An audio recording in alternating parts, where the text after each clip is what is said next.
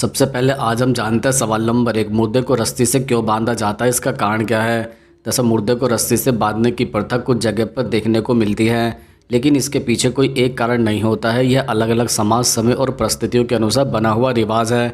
सबसे पहला और व्यवहारिक कारण शरीर की स्थिति से जुड़ा है। मृत्यु के कुछ समय बाद शरीर की मांसपेशियाँ ढीली हो जाती है और फिर अकड़न आने लगती है। इस दौरान हाथ पैर फैल सकते हैं। रस्सी से हल्के से बांधने से शरीर को सीधी और सम्मानजनक स्थिति में रखा जाता है ताकि अंतिम संस्कार के समय असुविधा ना हो। दूसरा कारण धार्मिक और सांस्कृतिक मान्यताओं से जुड़ा है। कुछ समुदाय में यह विश्वास रहा है कि मृत्यु के बाद शरीर को एक सीमा में रखना चाहिए ताकि आत्मा को शांति मिले। रस्सी बांधना यहाँ नियंत्रण या व्यवस्था का प्रतीक माना गया है, न कि किसी डर का। यह परंपरा पीढ़ियों से चली हुई आ रही है, इसलिए कई लोग बिना सवाल किए इसे निभाते हैं। तीसरा कारण ऐतिहासिक भय और अज्ञान से जुड़ा है। पुराने समय में लोगों को मृत्यु के वैज्ञानिक कारणों की सही जानकारी नहीं थी। अचानक होने वाली हलचलें, गैस बनने से शरीर का फूलना या आवाज़ निकलना लोगों को डराता था।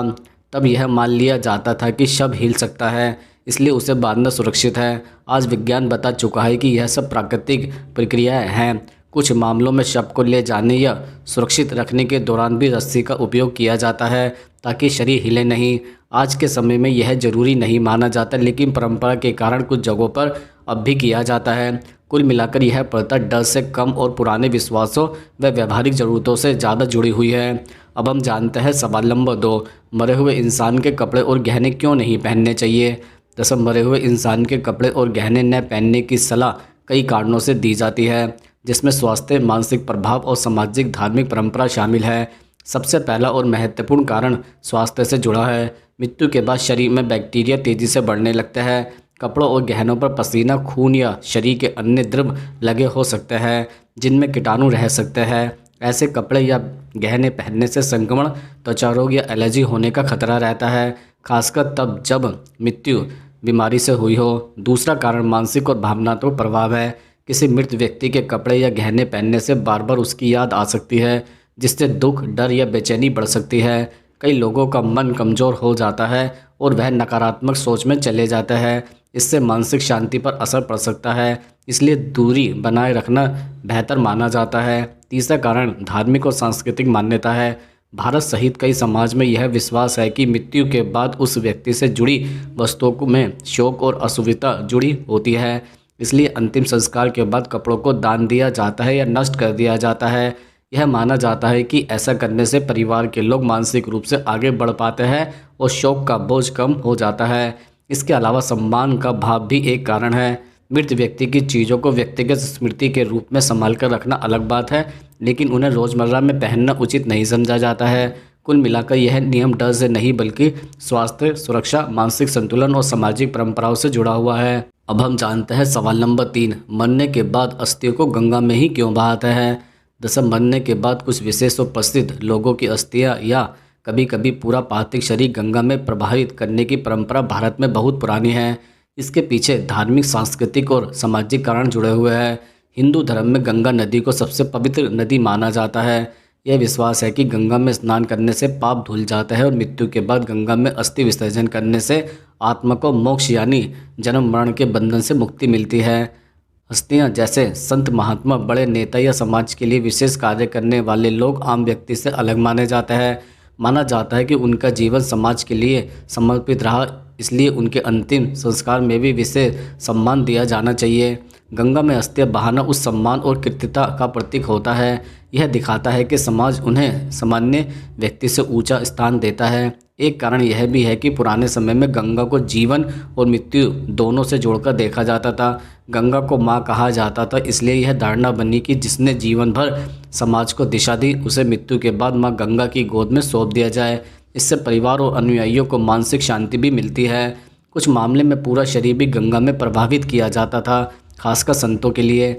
इसके पीछे मान्यता थी कि संतों का शरीर पवित्र होता है और उन्हें अग्नि संस्कार की आवश्यकता नहीं होती। आज के समय में पर्यावरण और कानून के कारण ऐसा कम होता जा रहा है, लेकिन अस्थि विसर्जन की परंपरा अब भी निभाई जाती है। कुल मिलाकर यह प्रथा श्रद्धा, सम्मान और धार्मिक विश्वासों से जुड़ी हुई है, न कि किसी मजबूरी से।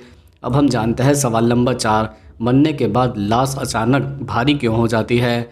दरअसल मरने के बाद लाश के अचानक भारी लगने का अनुभव बहुत लोगों को होता है, लेकिन असल में शरीर का वजन बढ़ता नहीं है। यह भारीपन महसूस होने के पीछे वैज्ञानिक और शारीरिक कारण होता है।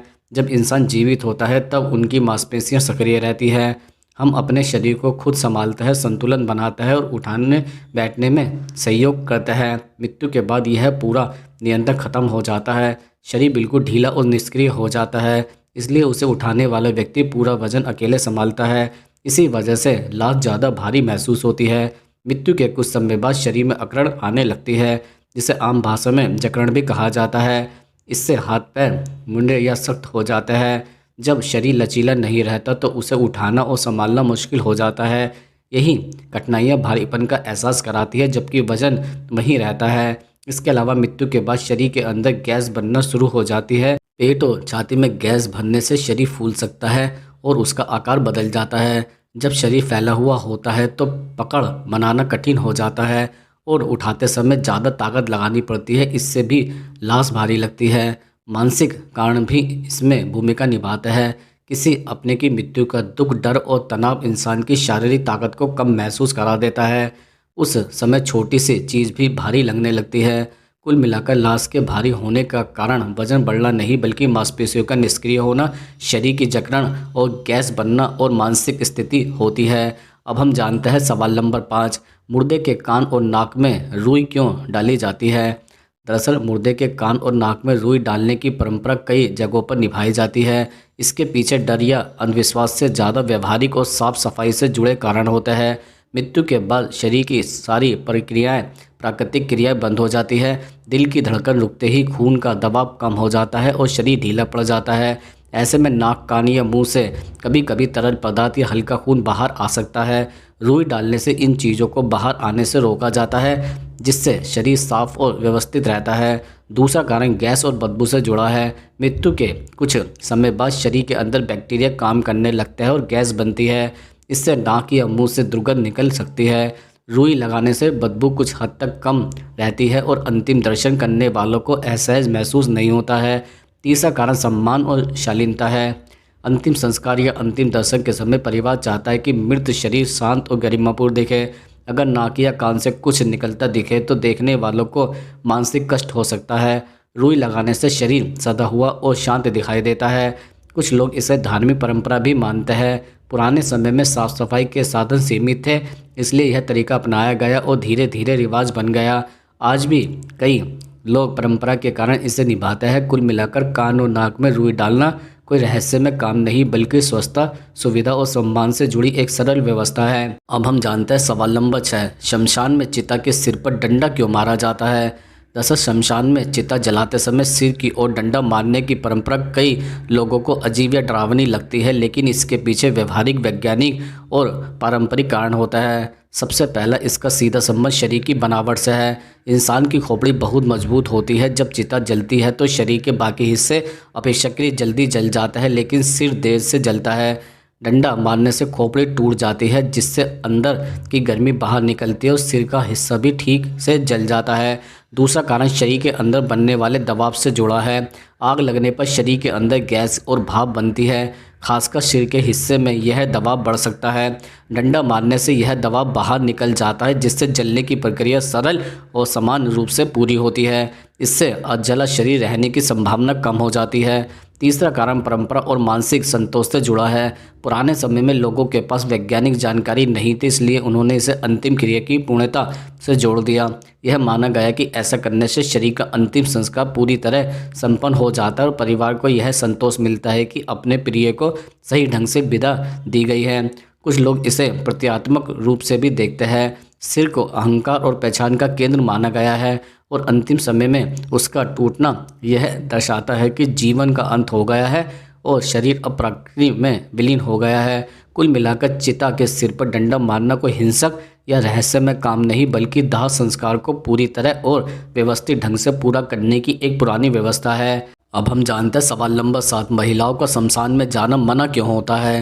दरअसल महिलाओं का शमशान में जाना मना होने की बात कई जगहों पर कही जाती है, लेकिन यह कोई प्राकृतिक या कानूनी नियम नहीं है। इसके पीछे पुराने समय की सामाजिक सोच, परिस्थितियाँ और मान्यता जुड़ी हुई हैं। सबसे पहला कारण सुरक्षा और वातावरण से जुड़ा माना जाता था।